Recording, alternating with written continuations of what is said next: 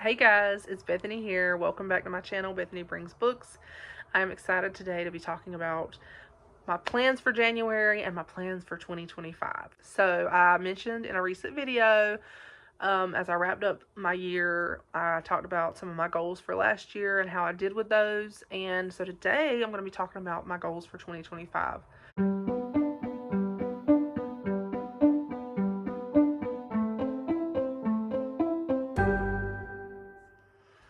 So I am determined to be more intentional this year with a lot of areas of my life, with my reading, with trying to plan ahead in a lot of different areas. I'm not a planner, and it's a hindrance to me. So I really want to be more intentional in my planning and in my goals. And so I'm kind of bad at doing reading journal. I usually, like, around July or August, it goes, like, I don't finish it. So I'm trying this year to, me and Marilla have, like, taken some time several nights over the past week. In the evenings we would sit down and she would work on her little scrapbook, and I've been working on my reading journal and trying to be a little bit more intentional about it. Now, I do not have anything fancy like a lot of these people on here, but I did, and it says 2024 because when I wrote this I completely was still in writing 2024 apparently. But this is the page of my goals, and I'm trying to do like a vintage 1930s theme. So this picture, I found these at Hobby Lobby, this whole collection of cardstock vintage pictures. The stickers are from Amazon. And so I have 5 listed. I've only written 4 goals out so far. So my goals are: 1, read 20 classics. Once again, that was my goal last year. I'm read 16. So this year I am trying to be more intentional. And also this year I have already actually written out a list of classics that I want to read, so I can really be more intentional about selecting the classics. Like, I want to give myself leeway to mood read, but also there's a lot of classics that I really do want to get to. And so I wanted to write a list so I can refer back to it throughout the year and know, okay, this is one that I have really been wanting to read, and I can kind of look back at that and keep my mind refreshed. Number 2, do the year Bible study. So I ordered this study from Daily Grace Company. There's 4 volumes. Only 1 and 2 were in stock when I ordered, so I only ordered 1 and 2. But hopefully, if I work through these, then they're supposed to restock 3 and 4, and I can get those. But this is Christ in All of Scripture. This is from the Daily Grace Company, and it is a year-long Bible study, which I have never done. It is spiral bound, which I actually really like, and it's matte finish, so easier to write on. But it's just a study.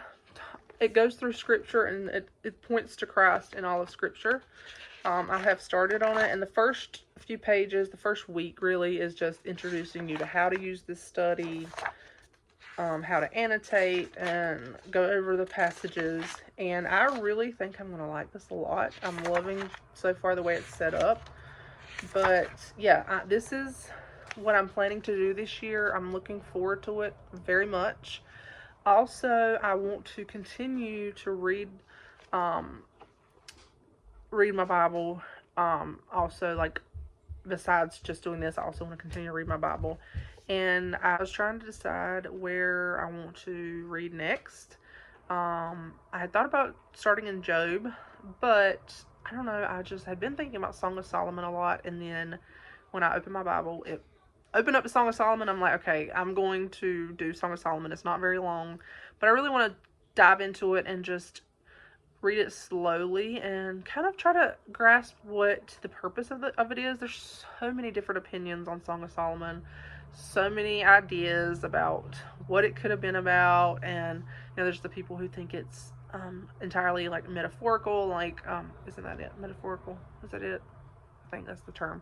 Entirely talking about God and Israel and Christ and the church. And there's other people, more modern scholars, say that it is a love song, and there's just so many different interpretations. And so there's, like, my ESV Bible has a really, like, good 3-page introduction. I read all that and really just enjoyed, like, reading that, and getting the backstory or getting like their take on the book and what they feel the point and purpose of the book is. And so yeah, I've read the first chapter. I'm hoping to read the second chapter today, and that's where I'm starting out with my Bible reading this year.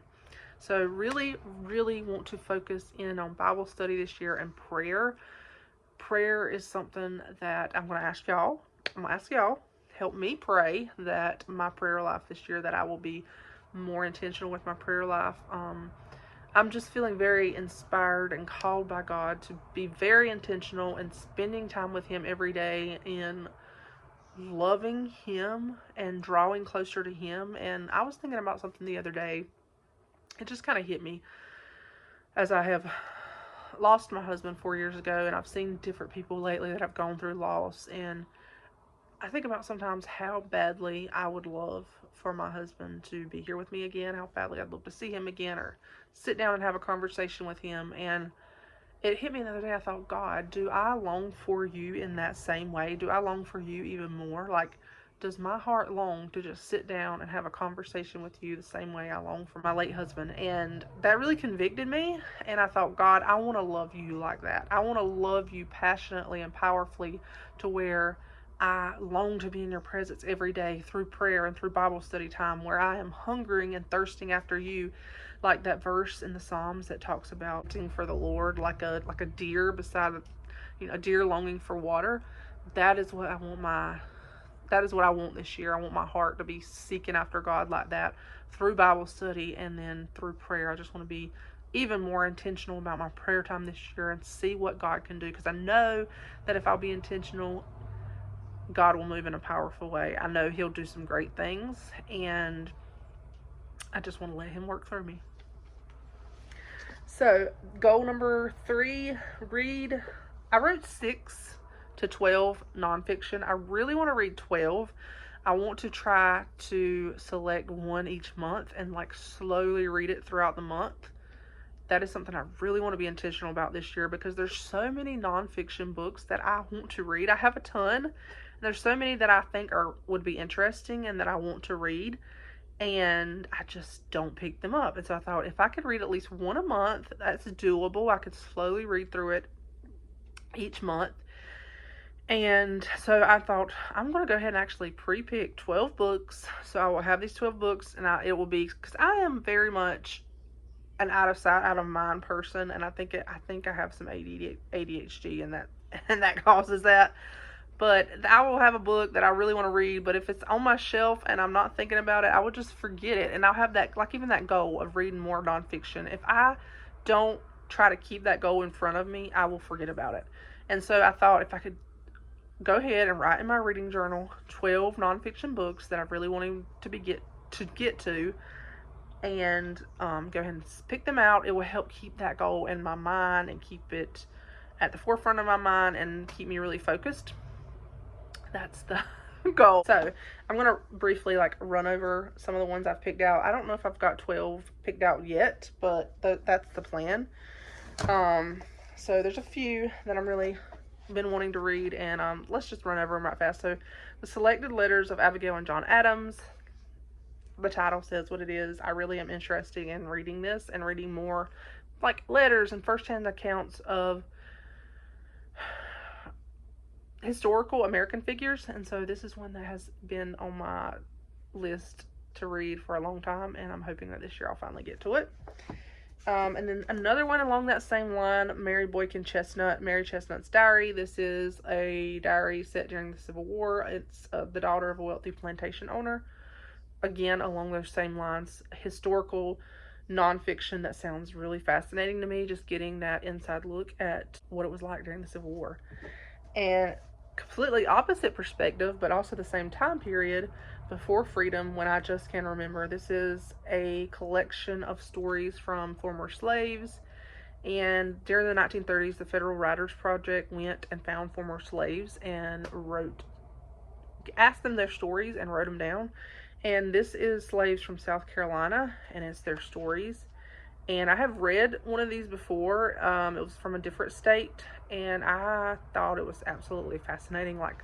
It just really hit home the reality and the horrors of slavery during the Civil War. And I thought someone mentioned when I talked about how I had picked both of these up in Charleston last year, someone on my channel mentioned, I think it was Anne from In Search of Wonder, mentioned how interesting it would be to read these side by side to see the different perspectives. And so I thought about that as I was selecting these, and yeah, these are definitely some that I want to get to this year. Another one is another grief book, Widow's Mite, Embracing Life After the Loss of Your Spouse.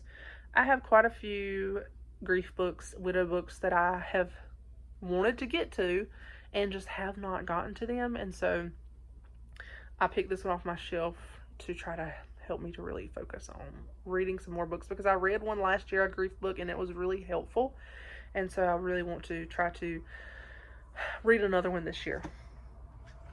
This book has been on my TBR for so long. It's The Life and Diary of David Brainard, and this was actually edited by Jonathan Edwards. I think Jonathan Edwards actually compiled this. I read a short story of David Brainard a few years ago, and really enjoyed it, and so I saw this, and I was like, I had heard about this, and I was like, oh, I want to read that, and so I ordered it, and just have had it on my shelf for the past few years, and have not read it, and I'm really looking forward to reading it. I actually don't talk about it a lot on here, but I love reading missionary diaries, journals, autobiographies, and I have not really read any over the past couple years. Several years ago, I was reading like quite a few, and I love it. It's very faith building for me and encouraging, inspiring. So this year, I really want to try to focus in again on reading more missionary biographies and accounts. This one is another one I really want to read, Fire in the Carolinas. As a Pentecostal, I am very interested in the revival of Azusa Street, the things that took place afterwards. This is two men, G.B. Caswell and A.B. Crumpler, who they brought their experience from Azusa Street back to North Carolina. Yeah, this is just talking about them and the Azusa Street, the revival, and the things that took place after that, and I'm really interested in reading this. And this book has been on my TBR for a while now. Being Elizabeth Elliot, I love to read anything by Elizabeth Elliot, about Elizabeth Elliot, her life. It's been so inspiring to me. I read the one before this, Becoming Elizabeth Elliot, and it was amazing, like one of my favorite books. This is her authorized biography of her later years, and just from reading some of the reviews, I think this is definitely going to be a very open book on Elizabeth's life. Very much you see her struggles as well as her successes and triumphs, and so it's definitely going to show the human side of Elizabeth, and I'm looking forward to reading it. I know I'm going to be encouraged and inspired. And then the one that I have actually picked to read in January is The Problem of Pain by C.S. Lewis. I started this last month. I read like a chapter and just, again, did not get into it anymore. But this is the one that I want to read this month. I want to really dive into this and take it slowly. I have to read C.S. Lewis slowly, but I want to really take the time to read that. And I think that's 8. So I have a few more to go, but I'll pick some. I know I want to read at least a parenting book, and maybe a few more. We'll find some more to add to the list. I actually created a page in my reading journal, to write down which ones I want to read. And then my overall goal is read 88 books. Last year my goal was read 80, and I just felt like doing 88. It was a number that stuck in my head. Don't have anything under my 5th goal yet. I don't know if I'll make a 5th goal. Some kind of more loose goals, like in the back of my mind, some different series that I want to read, some different things that I want to try to get to, but nothing that I really want to make a main goal of the year. Now, this is my January page that I've been working on. Again, I had to change it to 2025. Going for that 1930s feel. And so this month, I have a list of books that I've written down that I really want to try to focus on. Let's run over these briefly. So I wrote down Job because I thought about reading the book of Job, but then I decided to read Song of Solomon, like I said. So that's one I want to read. Start my Bible study. I've started that. I really want to reread The Blooms That Broke Us by Ashley Dill. It was my favorite book last year, and I just thought it would be interesting in the first month to reread my favorite book last year. Also read that one really fast. I like devoured it, and so I've been dying to reread it and just slowly take it in. So that's a goal, is to reread that one. I want to start Bleak House by Charles Dickens. After reading A Christmas Carol, I was inspired to read more Dickens. Reading A Christmas Carol made me feel not as daunted by the idea of reading more Dickens. Like, reading him has been something that has been kind of scary. But when I read that one, I was like, you know what? I really want to read more Dickens now. So I gifted myself some classic books over the holidays, and this Bleak House was one of them. I'm just intrigued. This book sounds interesting to me. I don't know a ton about it. I'm trying to go into it not knowing a ton about it, but all I know is after I got it, I was like, wow, this is a chunker. This is huge. So my goal is to start it this month. I know I won't, there's no way I'll finish it, but maybe read it over the next couple of months. Looking forward. I'm excited about diving into more classics. And I also want to read book 2 in the Cheney series. Way back, I don't even know if it was last year or year before. I can't remember. I think it was year before, actually. I don't know. I reread the first one. This was a series growing up that I loved, like one of my favorite series. And when I read the first one last year, I loved it again. And so I've been meaning to reread the whole series. It's like 8 books. Follows a female doctor set in the late 1870s. And it's such a good series. I love the side characters. It's really good. I'll put a picture up here of the book. Really want to reread that series this year. So that book is on this list to read in January. It's by Gilbert Morris. And then we already talked about The Problem of Pain. That is my nonfiction I want to read this month. Another book that I have been wanting to get to is The Matrimonial Advertisement by Mimi Matthews. Now, I have actually, I think, maybe kind of skimmed this book on Kindle Unlimited at some point. But I want to sit down and just read it, like read the whole series. I have actually really gotten to like Mimi Matthews books over the past few months. I love how her books are so readable, and they're a little angsty and a little broody and like the gothic-y vibes in a sense. Not over the top gothic, but they have that darker Victorian vibe. And so yeah, I'm really looking forward to this one. I know with Mimi Matthews, her books are super easy to read, so I could read it quickly and just kind of not have to focus too much. And so, yeah, I'm looking forward to this one. I know it's a marriage of convenience. Like I said, I think I'm actually 99% sure that I had checked this out one time on Kindle Unlimited and kind of, when I was in the mood to read something but didn't really want to read. Like, I didn't want to focus too much, kind of skim read it. Yeah, I'm weird like that. But I think I did. So, yeah. Anyway, this is on the list, hopefully, to get to this month. Also, another thing that I thought I could read more nonfiction, this magazine called Our State, North Carolina.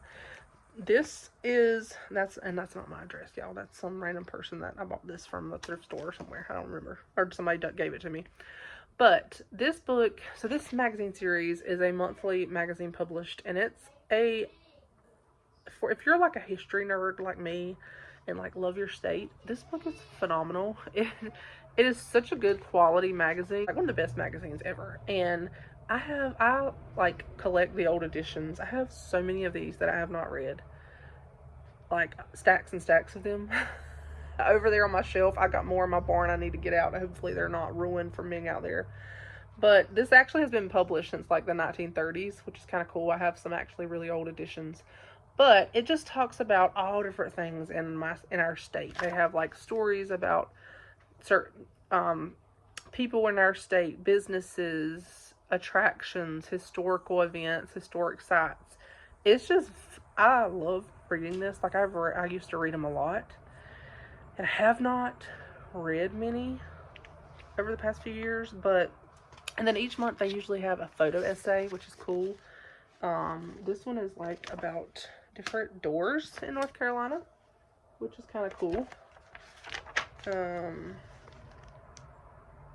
At different historic sites, and I've learned so much history about reading this. I have I have seen restaurants that I've gotten to try from this. I have learned so many historical events and facts, gone to certain places because of, like, done a lot of day trips because of things I've seen in this. So it's just very interesting. They'll have, like, sections talking about certain towns in North Carolina each month. They have so many different interesting aspects. I love it. I love it. So I thought, you know what? I could slowly read one of these through each month as well, and that would help me with some more of my nonfiction, and also help me check off some of these magazines that I really need to read. And because they're, like, such good quality, I don't want to get rid of them. They're so good, and they have just unique stories about different events and things in North Carolina, and I don't want to get rid of them. Then another one that I'm really hoping to get to, I wanted to get to it last month but did not, is The Burning of Rosemont Abbey by Naomi Stevens. I'm super excited about this. This is set in the 1950s in England. It's a mystery. It has very much, if you've ever watched Father Brown or Sister Boniface mystery, this feels like it's going to have those vibes. Just the whole story sounds like, just reading the blurb, sounds like that. So I am really excited about reading this one. I also actually just found this podcast. So if you are part of the Facebook group Avid Readers of Christian Fiction, they have started doing a podcast. Trisha Goyer is doing it, and she's been interviewing different Christian fiction authors. I love it. I found it recently, like the past week, and I've been listening. And she interviewed Naomi Stevens. It was very interesting. I enjoyed it. And she's interviewed, I listened to one with Jocelyn Green, but she had like several different ones. They're very interesting. You can find them, like, if you look under, I think it's like the Avid Readers podcast. I don't know. I'll put the name up here. But if you're looking for a good podcast that's about Christian fiction, that one is good. I'm enjoying it. Then lastly, but kind of number one, because I am reading this right now and loving it, The Woman in White by Wilkie Collins. Wilkie Collins has been on my list of classic authors that I want to try for a while now. I did a video last year talking about a lot of classic authors that I want to try. Last year, he was one. I did not get to him last year, but when I saw that Kelly from Kelly Reads a Lot and Courtney from Courtney Reads, we're going to buddy read this. So I was like, can I join in? And we have started it, and y'all, I am loving this so much. I'm like on page 50, I think. And so far, I love his writing style. He's humorous, but also the story is just, I'm very interested to see what's going to happen. Now, I will say I was a little bit leery about reading this, just because I know, like, from the get-go, I knew I'd heard that it opens up with this man meeting a woman on the road at night, and she's like, he meets the woman, and he kind of helps her find a carriage, and not long after he parts ways with the woman, somebody comes by and is like, have you seen this woman? And she's escaped from my asylum. And so I was a little bit leery about it just because of that, because I don't like reading books about asylums and about, especially mental health back then. It was just very sad how people were treated. That's a trigger for me. I don't like it. So I'm still a little like, I don't know where it's going to go when it comes to all that. We'll see. But so far, I am loving this so much. Like, I think Wilkie Collins is going to be a favorite author. I am really excited. Like, this book has me thinking about it and, like, wanting to pick it up. And because I'm not always like that with classics. Sometimes some classics I'm like, kind of have to push myself to read them just because they can be a little bit harder to grasp. But this one, so far, I am really enjoying it. Like, I'm really enjoying it a lot. So I'm really excited to see what happens. So that's my January reading plans, guys. Excited to be starting the year out with a buddy read. I'm going to run over some of the classics I want to read really fast. I just want to mention some. I had written down 12 or 13. So, I don't have them all on hand, but I'm going to run over these. One is Bleak House. We already talked about that. The Warden by Anthony Trollope. Anthony Trollope is another one that I am wanting to get to so bad. And I know this is the first in one of his series, so I I actually bought that one. I bought myself a few classics for Christmas, and that was one of them. Jane Eyre, I meant to read it last August and got super busy with work and stuff, so I didn't read that one. The Count of Monte Cristo is another one that I am very much hoping to read this year.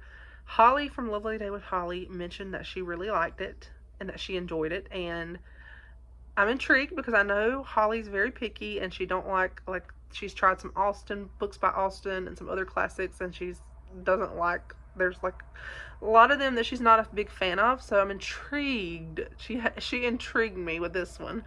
And y'all, I had a copy, but then when I hauled it on here, I realized after I hauled it, it was not the unabridged version. It was abridged, so I bought the Penguin edition. Y'all, this is a chunker. If I read this, it'll be the longest book I've ever read. This is a chunker, but I am looking forward to it. I know virtually nothing about it. I've heard a few little things, but yeah, it's on the list for this year, guys. And then Lady Audley's Secret. I have been on the hunt for lesser known classic authors, Victorian authors. I've heard a lot of people talk about Mary Elizabeth Braddon. I've heard some people lately talk about this. I think Miriam may have talked about it. I know several booktubers have talked about it. One that I had heard them talk about and mention, and I was like, I'm putting that on my list. It sounds interesting, and so that's on my list for the year. Another one is Ruth by Elizabeth Gaskell. Loved North and South last year. Looking forward to more. I've heard great things about this from Miriam.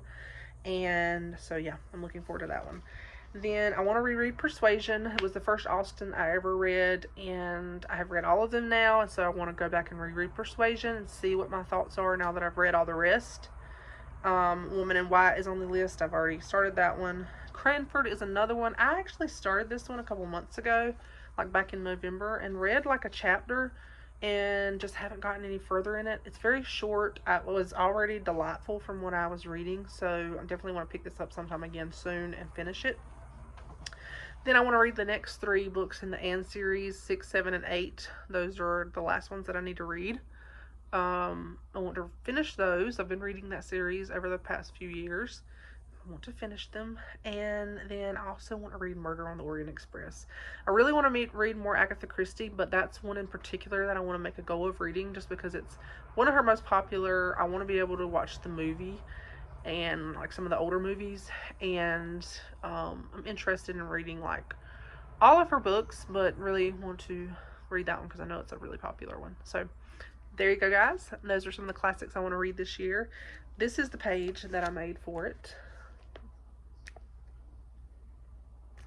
I'm not, like I said, I'm not super artsy, but yeah. There it is, guys. That's my goals for January, my plans for January, goals for the year. Hope y'all enjoyed watching. I will see you guys in the next video. Bye.